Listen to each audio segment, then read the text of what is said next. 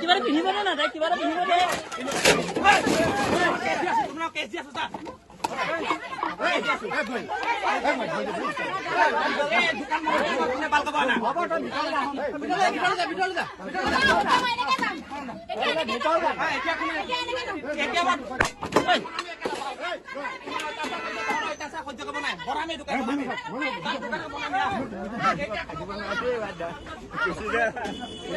এনেকুৱাতে ঘটনা ঘটি গৈছে মানে ইয়াৰে 4-5জন লোকে মানে ব্যক্তি আহি পেলাই হৰকান্ত চায়েঙিয়াৰ নেতৃত্বত আহি মোক মানে কাপোৰ কানি খুলি উলংঘ কৰিছে ৰাষ্ট্ৰীয় ঘাইপথত।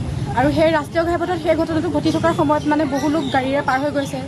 সেই সকলোখিনিয়ে মানে মোৰ ভিডিঅ' কৰিছে, ভিডিঅ' কৰি পেলাই হয়তো সেইটো ছ'চিয়েল মিডিয়াত এৰি দিছে প্ৰায়খিনিয়ে।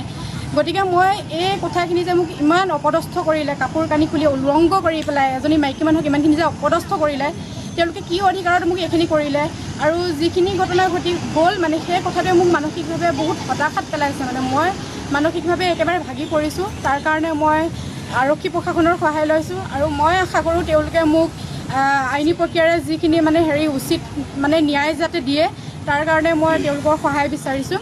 আৰু মই নামখিনি ক'বলৈ ওলাইছোঁ। হৰকান্ত চায়েঙিয়া, তেওঁৰ তত্ত্বাৱধানত মানে সকলোখিনি ওলাই আহিছে। হৰকান্ত চায়েঙিয়া, তাৰপিছত আছিলে তুলসী পায়েং আৰু পাপলু পায়েং আৰু টুটু কামান, তাৰপিছত আছিলে এগৰাকীৰ নাম জেৰিফা কামান। এই মানুহকেইজনক যাতে মোৰ মানে ইমানেই মই মানসিকভাৱে হাৰাশাস্তিত ভুগি আছোঁ, আপোনালোকে মোক যাতে উচিত ন্যায় দিয়ে তাৰ বাবে মই আপোনালোকৰ ওচৰত ৰিকুৱেষ্ট কৰিছোঁ।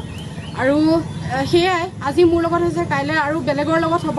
ইমানখিনি ক'ত অধিকাৰ পালে যে এজনী নাৰীক মানে এনেদৰে অশ্লীলভাৱে তেওঁলোকে মোক গালি গালাজ কৰাৰ উপৰিও মানে কাপোৰ কানি খুলি মোক উলংঘ কৰি পেলাই হত্যা কৰাৰ মানে চেষ্টা কৰিছিলে, তেওঁলোকে হত্যা কৰাৰ চেষ্টা কৰিছিলে। গতিকে এইখিনিয়ে কথা, মোক মানে উচিত যাতে ন্যায় দিয়ে।